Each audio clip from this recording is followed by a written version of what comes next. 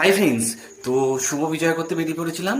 কারণ আমাদের বন্ধুদের বাড়িগুলো আমরা সবাই বিজয় করতে যাই। তো প্রথমেই ছিল মলয়দের বাড়ি গিয়ে প্রথমেই ঘুগনি আর মামি দিয়ে দিল ঝুড়ি ভাজা, তার মধ্যে আর তার মধ্যে প্লেটে মিষ্টি ছিল।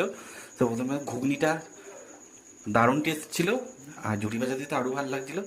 তারপরে প্লেটে মিষ্টি ছিল সাজানো 4 রকম, মারাত্মক। আর এই কদিন যা মিষ্টি খাওয়া পড়েছে, দশমীর থেকেই ভাইফোঁটা অব্দি কিচ্ছু করার নেই, খাবো না খাবো না করে প্রচুর খাওয়া যায়, ওয়েট প্রচুর গেইন করে গেছে।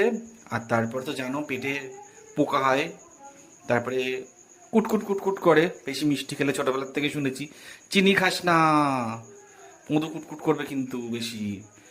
আর এত মিষ্টি খাওয়ার, মিষ্টির প্রতি এত লোভ বেড়ে গিয়েছিল, এখন মনে হচ্ছে যেন আর মিষ্টি খেতে পারছে না, এরকম একটা বিষয়। তো দশমীতে সবাই এরকম হয় জানো, প্রচুর মিষ্টি খাওয়া হয়। তারপরে চলে গেলাম ওখান থেকে ববিদের বাড়িতে, যে প্রিয় রাহুল, ববিদের বাড়িতে গিয়েও 2 রকমের সোনপাপড়ি স্ন্যাক্স ছিল, কুকিজ ছিল, চানাচুর ছিল, কোল্ড ড্রিঙ্কস ছিল। কাকিমা তো এক এক করে সব এনে দিয়ে গেল, তারপরে খাওয়া শুরু করলাম।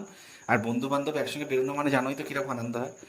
তো সবাইকে এগেন শুভ বিজয়া, খুব ভালো থেকো, সুস্থ থেকো।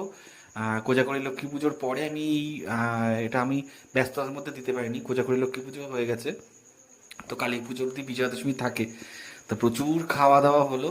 কারা কারা এত মিষ্টি খেয়েছো বিজয়া অবশ্যই জানাবে। আর যদি রিলটা ভালো লাগে অবশ্যই লাইক করো, কমেন্ট করো কেমন লাগলো। Tata, bye, love you.